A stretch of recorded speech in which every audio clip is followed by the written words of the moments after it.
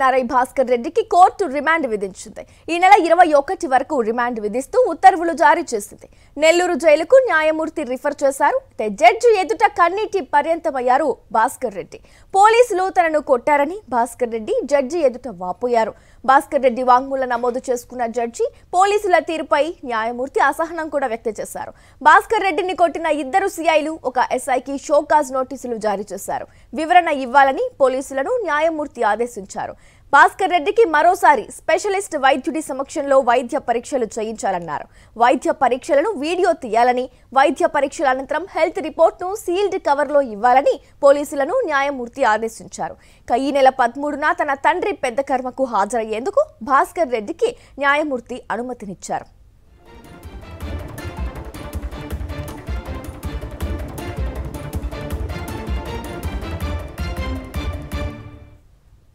ఈ అంశానికి సంబంధించి పూర్తి డీటెయిల్స్ మా కరెస్పాండెంట్ నరేష్ ఫోన్ లైన్ ద్వారా అందిస్తారు. నరేష్, ఏదైతే ఎన్ఆర్ఐ భాస్కర్ రెడ్డికి కోర్టు రిమాండ్ విధించడం జరిగింది, అంశానికి సంబంధించి ఫుల్ డీటెయిల్స్ నరేష్.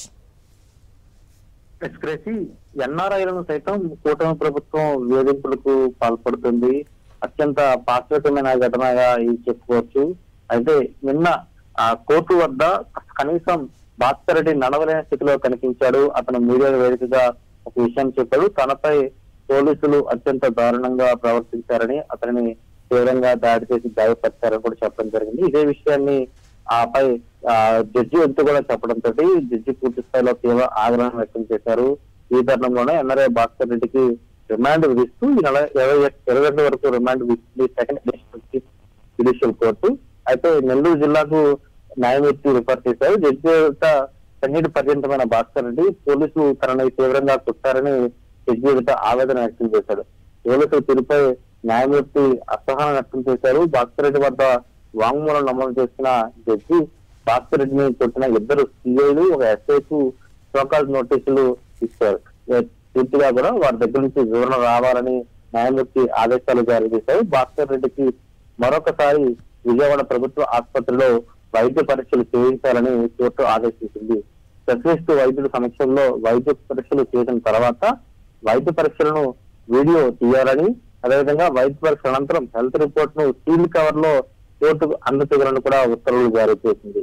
ఈ నెల 11వ తేదీన తన తండ్రి పెద్ద కర్మ కార్యక్రమానికి హాజరయ్యేందుకు భాస్కర్ రెడ్డికి కోర్టు అనుమతి ఇవ్వాలి అంటూ ఆయన పిటిషన్ దాఖలు చేశారు.